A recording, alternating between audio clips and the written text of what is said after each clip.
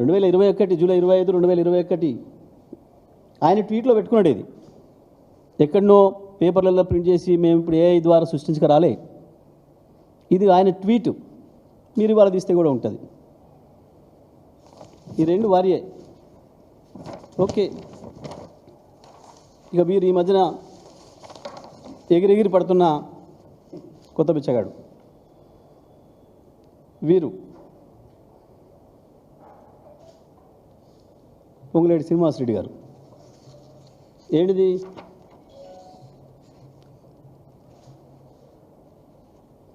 Srinivasa Reddy alias సీనన్న, Khammam, ex-MP, TRS state leader. Okay కదా,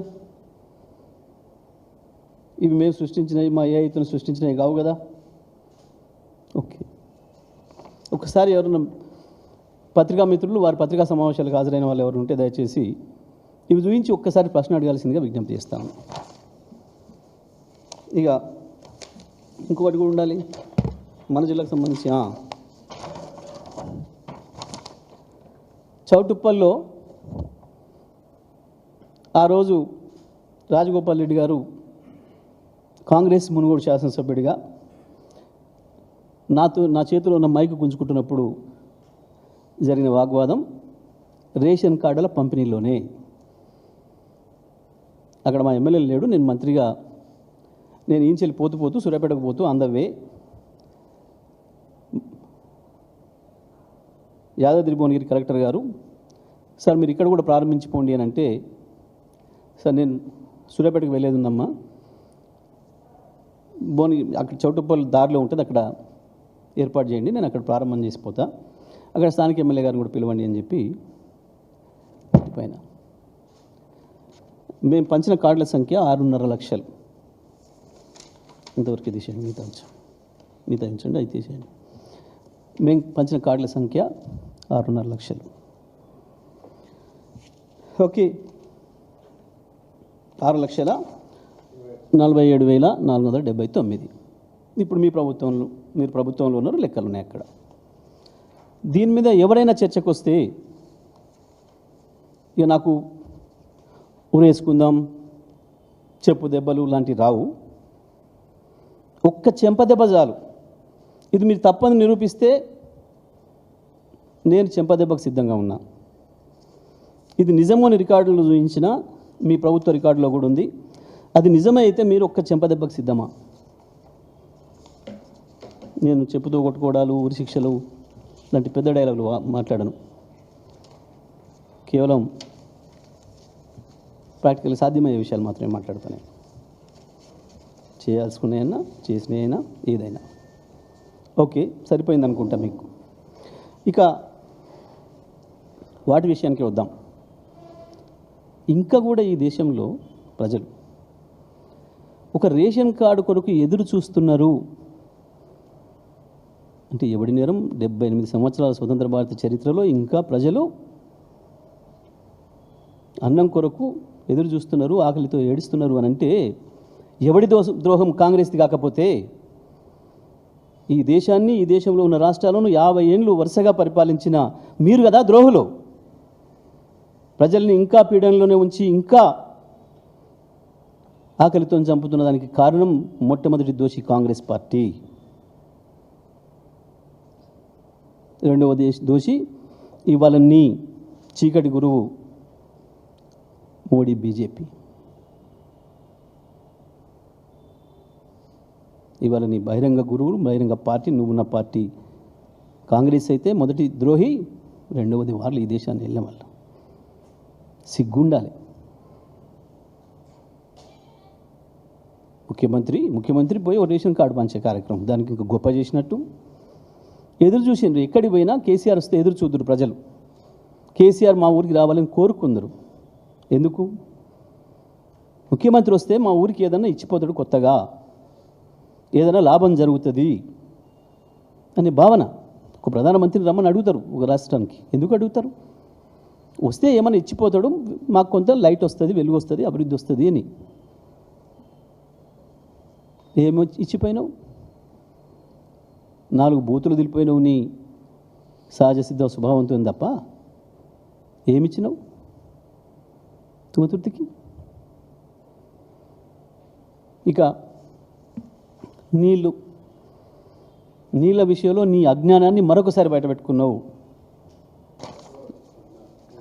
2021 July 25, 2021 ఆయన ట్వీట్లో పెట్టుకున్నాడు. ఇది ఎక్కడనో పేపర్లలో ప్రింట్ చేసి మేము ఇప్పుడు ఏఐ ద్వారా సృష్టించక రాలే.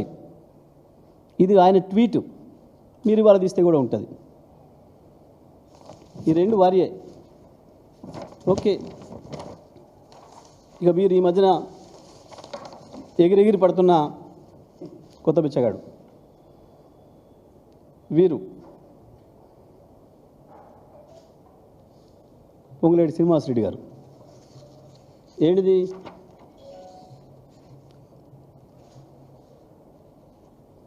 శ్రీనివాసరెడ్డి అలియాస్ సీనన్న, Khammam, ex-MP, TRS state leader.